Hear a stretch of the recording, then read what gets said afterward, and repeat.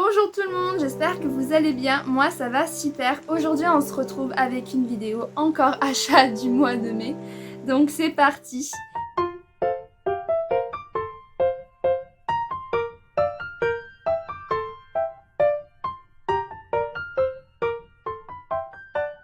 Alors surtout, n'hésitez pas à vous abonner à ma chaîne si mon contenu vous plaît, ça me ferait extrêmement plaisir. Et surtout, laissez-moi des petits commentaires pour me dire si vous avez fait ces achats-là, si vous avez ces mangas dans votre wishlist, que sais-je, ça me fera beaucoup plaisir. Donc c'est la partie 4, ça fait beaucoup, mais il y aura une dernière partie après pour mes achats Vinted que je vais aller bientôt récupérer. Donc voilà, c'est en cours de fin, enfin, hein, je me répète, mais bon. Donc on va commencer tout de suite, hein, par d'abord 3 tomes de Slam Dunk. Tout simplement la Perfect Edition, mais bien sûr l'édition collector plutôt, celle avec la tranche que tout le monde trouve horrible. Moi personnellement, je m'en fiche mais royalement. Je trouve que la cover est juste incroyable, donc ça me suffit.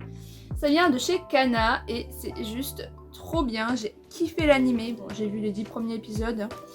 Et du coup, comme je suis une personne qui préfère lire les mangas plutôt que regarder l'animé, donc on a les 5. J'ai les 5 premiers. J'ai commandé du coup là le 3, le 4 et le 5. Et le 5 est assez colosse quand même. Et ça m'énerve un petit peu parce que tu payes ça à 10 €, mais t'en as qui sont tout petits, d'autres qui sont plus gros, comme le tome 2. Le tome 2 est minuscule. Donc bon. Et voilà un peu ce que ça donnerait avec la fresque. Moi je trouve ça joli, après chacun ses avis. Et le manga, je ne l'ai pas lu pour l'instant. Voilà, je vais les lire maintenant que j'ai 5 tomes d'affilée, c'est bon. Mais sinon voilà, c'est une vraie pépite. Ça parle de sport. C'est un shonen et ça parle du basket en général. On va voir un petit peu les matchs de basket, on va voir la performance des joueurs et on va suivre surtout l'histoire de notre héros. Bien sûr, je ne dis jamais le nom des héros parce qu'il y en a trop, hein, pardonnez-moi.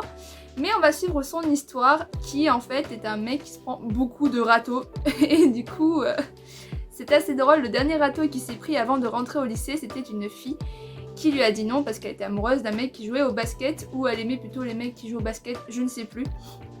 Donc du coup, notre héros est un peu saoulé, un peu triste, et du coup quand il arrive au lycée, il commence à avoir une haine envers les gens qui jouent au basket. Rien que quand il entend le mot basse quelque chose, il croit que c'est le basket, du coup il va frapper l'autre. Voilà, en plus de ça, c'est une petite racaille, on va dire, qui aime bien... voilà, créer des problèmes, des bagarres et tout. Et il a son petit équipe, son gang. C'est assez marrant, on va dire. Ensuite, on va montrer Tokyo Revenger. Voilà, le 7, le 8 et le 9. J'ai commandé le 10, mais le problème, c'est qu'il a été retourné parce que là, en fait, je vous montre une commande Amazon. Et comment te dire que j'ai eu des mangas qui, en fait, sont arrivés abîmés lors de la livraison et du coup le livreur les a remis à l'entrepôt pour en mettre des nouveaux pour me les relivrer. Donc du coup j'ai pas le 10, mais bon c'est pas très grave. Le 7, hop, le 8 et le 9, et les covers sont juste incroyables. Je n'ai pas le 5 et le 6 parce que j'attends que mon libraire les reçoive, parce qu'apparemment il y a eu un petit stock de 0. C'est assez saoulant de devoir attendre parce que quand je suis allée en fait ils m'ont... Voilà quoi, j'attends pour pouvoir lire ces 3 là. Et franchement j'adore Tokyo Revenger. Si vous connaissez pas, c'est l'histoire de notre jeune héros encore une fois, qui en fait a je sais plus quel âge, presque 30 ans, et il a rien fait de sa vie en gros. C'est voilà quoi, il vit de petits jobs, il a toujours été très timide, il n'a pas vraiment trop de caractère. Et en soi, en fait, il va découvrir un jour que sa seule et unique petite amie du collège est morte à cause du gang où il faisait un petit peu partie. Donc du coup, il est un peu en déprime totale, il est pas bien, et à un moment, bam, il va se faire renverser par un train. Mais en fait, boum, il se fait téléporter dans le passé. Le même jour en fait, 12 ans 15 ans, 12 ans, je ne sais plus combien de temps en arrière, il retourne et il va en fait retrouver son look de collège qui est assez marrant et assez différent de son look à l'heure actuelle. Et il va devoir tout faire pour sauver son ex-petite copine. Et c'est vraiment super marrant, super intéressant. J'aime beaucoup cette histoire avec son gang et tout. Vraiment, j'ai hâte de suivre cette histoire. Donc du coup, ben voilà. J'attends de pouvoir enfin aller récupérer le 5 et le 6 et de recevoir le 10. Et après, je commanderai le 11 et le 12. Voilà mon programme. Ensuite, pour compléter Vampire Knight Mémoire, le tome 3 et le tome 5, parce que j'avais le 1, le 2 et le 4. Donc à un moment donné, il faut bien compléter. Donc le 3, le 5 et le 5, il est minuscule. C'est de l'arnaque quand même. Tu payes ça, c'est 6,85€, 90, je ne sais quoi, pour un mini pavé, les gens. Bon, c'est pas grave, mais les covers sont quand même incroyablement trop belles. Donc voilà, si vous connaissez pas Vampire Knight, voilà, j'ai expliqué l'histoire dans la première partie, je crois, d'achat, ou la deuxième, je ne sais plus. Ensuite, on va parler de Beastar, voilà. Donc là, on a le tome 5, on a le tome 6, on a le 7 et on a le 10. Alors, pourquoi je n'ai pas le 8 et le 9? Parce qu'ils ont été également aussi retournés à l'entrepôt. Voilà, parce qu'ils étaient abîmés. Donc je vais les recevoir la semaine prochaine. Donc bon, on va attendre un petit peu. Voilà. De toute façon, j'ai encore le 3 et le 4 à lire. Donc alors que je lise le 5, le 6 et le 7, j'ai le temps pour arriver jusqu'au 10. Mais les covers sont toujours aussi incroyablement belles, vraiment, et je suis... Mon perso préféré, c'est Louis, et j'aime trop, du coup, cette cover incroyable. Voilà, elles sont vraiment canon. Donc, Beastar, pour tous ceux qui ne connaissent pas, il y a un animé dessus. Je me répète à chaque partie quand j'en parle, mais c'est une merveille.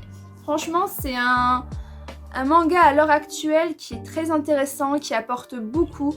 Ça travaille sur beaucoup de points que notre société n'arrive pas à accepter, par exemple. Mais là, c'est vu dans le point de vue, en gros, des animaux. Et par exemple, herbivores, carnivores qui sont... voilà, dans ce manga, c'est le plus gros sujet dessus, comme quoi les carnivores sont pas bien vus du tout au vert de cette société. Ça me fait largement penser à nous qui voyons mal, par exemple, d'autres personnes. Voilà, un petit peu tout ce qui est dénigrement, racisme, harcèlement et tout. C'est vraiment beaucoup montré dans ce manga. Et on voit que le mangaka ou la mangaka, je ne sais pas si c'est une femme ou un homme, mais il montre vraiment les problèmes vraiment actuels de la société, comme je l'ai dit. Et ça, c'est cool, parce que franchement, on ne le voit pas assez souvent. Je trouve vraiment que en parler, c'est un petit peu un débat, et t'as peur de savoir si ton œuvre va être acceptée ou pas. Et là, de voir qu'il s'est lancé, qu'il a montré tout, les dessins, le discours, on voit que c'est des personnages très matures. Franchement, j'aime beaucoup, et c'est vraiment une grosse morale, on se prend des claques souvent. J'ai beaucoup apprécié, bon moi j'ai vu que les 2 premiers tomes, mais voilà, tous ceux qui m'en ont parlé, m'en ont toujours parlé en bien, ils m'ont bien expliqué tout ça, et aussi pour moi c'est un peu un clin d'œil à Zootopie, clairement, c'est vraiment un clin d'œil, et c'est Zootopie en fait en plus mature.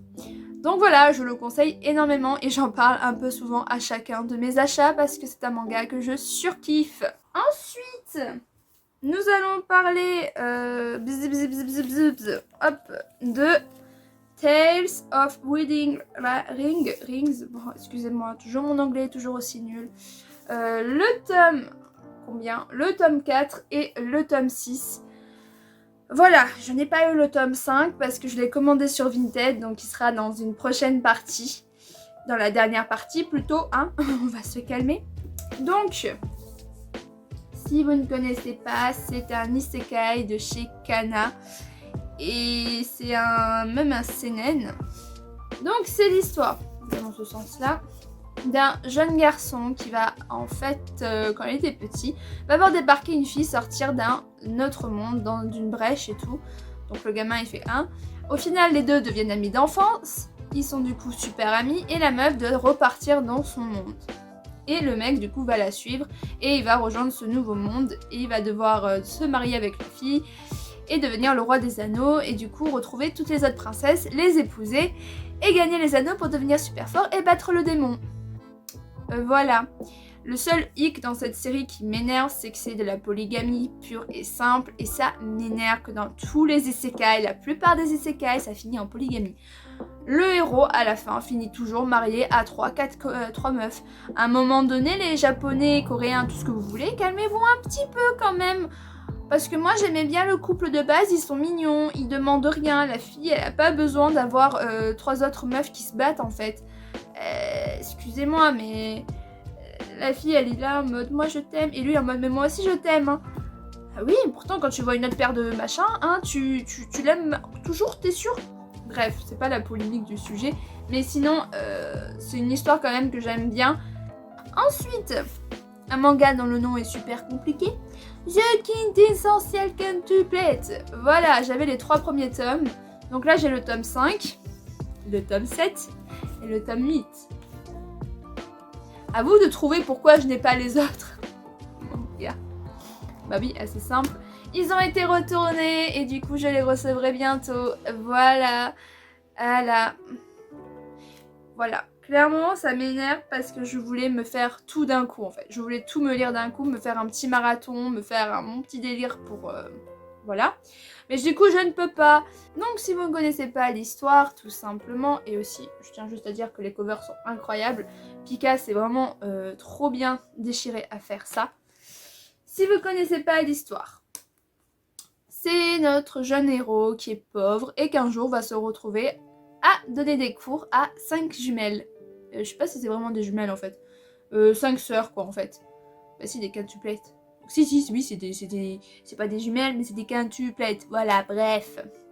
Il va devoir donner cours à toutes ces jeunes filles, mais chacune a une personnalité assez différente. Et du coup, c'est assez marrant de voir comment il va réussir à donner des cours et tout ça. Donc moi, j'avais vu les 3 premiers épisodes, j'avais grave kiffé. Et du coup, je voulais me lancer dans le manga. Et j'ai hâte de pouvoir lire cette série et voir clairement ce que j'en pense parce que ça a l'air juste génial. Voilà. En plus, les dessins sont juste canons. Voilà. J'aime beaucoup les dessins. Ensuite, on va présenter quoi? Les Magus The Labyrinth of Magic. Il faut savoir que j'ai les 24 premiers tomes et je me suis commandé tout le reste. Donc voilà. Et j'ai pas tout eu parce qu'il y en a quelques-uns qui sont repartis à l'entrepôt, donc je vais les recevoir la semaine prochaine. Du coup, ça me fait tout ceci, mais avec des petits trous. Donc on a le 26, donc pas le 25, le 27...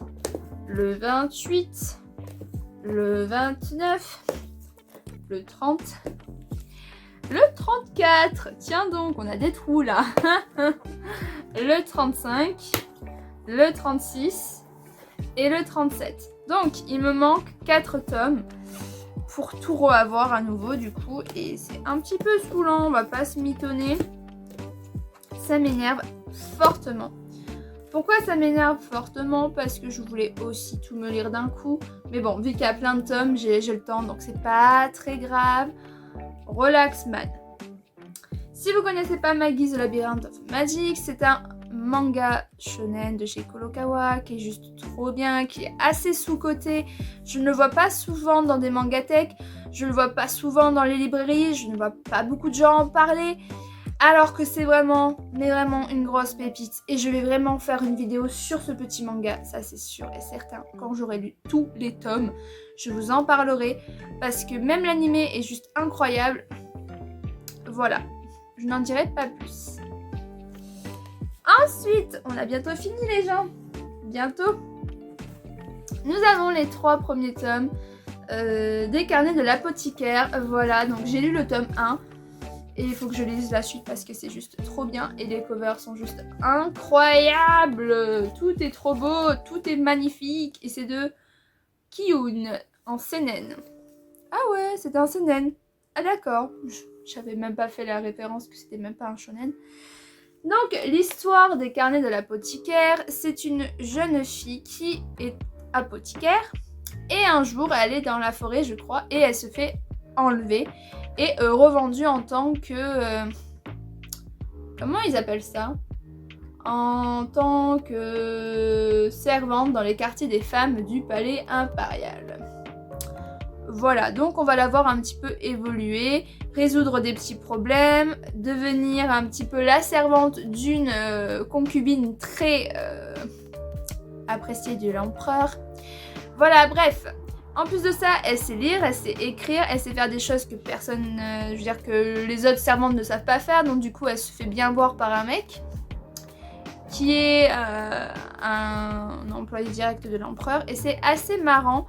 J'aime vraiment beaucoup ce petit manga et je très hâte de me lire la suite. En plus, t'as des magnifiques petites pages en couleur. Les dessins sont aussi incroyables. Voilà, franchement, je surkiffe ce manga et j'ai très hâte de lire les deux autres. Sachant que le tome 4 il sort le 1er juillet. Donc ça passe. Voilà. Mais quand je vois à quel point il y a des... Ah, j'ai tellement hâte de savoir la suite. Et pour finir, j'ai les tomes de Moriarty. Il me manque juste le tome 7 qui a été retourné aussi, le petit. Donc je l'aurai dans la semaine prochaine. Donc on a le tome 1 de Moriarty, le tome 2, le tome 3, le 4, le 5, le 6, le 8, le 9 et le 10. Alors j'ai vu l'anime sur Crunchyroll et j'ai craqué. Déjà de base quand je voyais le manga et que je voyais les covers aussi magnifiques, et j'ai toujours kiffé Sherlock Holmes, tous ces trucs là j'ai toujours aimé. Donc je me suis dit ouais, il faudrait que je tente. Et quand j'ai vu qu'il y avait l'anime disponible, bah j'ai regardé et j'ai kiffé. J'ai vu 2 épisodes. 2 épisodes m'ont fait acheter les 10 tomes. Bon Dieu, je craque tellement facilement, mais c'est aussi une... Waouh, je vais pas dire une pépite parce que le manga en soi, je l'ai pas lu, mais il est incroyable. Et regardez-moi ça. Oh, regardez ça. Mon Dieu, incroyable. Bref, je ne peux pas dire que c'est une pépite, parce que bien sûr, je ne l'ai pas lu, mais il est juste incroyable. Ce manga est juste fabuleux. J'ai hâte, mais vraiment hâte de le lire, vraiment. Parce que voilà, l'anime, ça m'a fait kiffer. Les dessins sont incroyables. Je ne sais pas, bon, après je sais pas qui sont les gens hélas, parce que j'ai vu que 2 épisodes. Voilà, et waouh. Oh, j'ai vu une scène, mon Dieu. Lui, je crois que c'est Albert, mais je suis sûre. Donc sur ce, j'espère que cette vidéo vous aura plu. Moi, ça m'a fait plaisir de vous montrer mes nouveautés.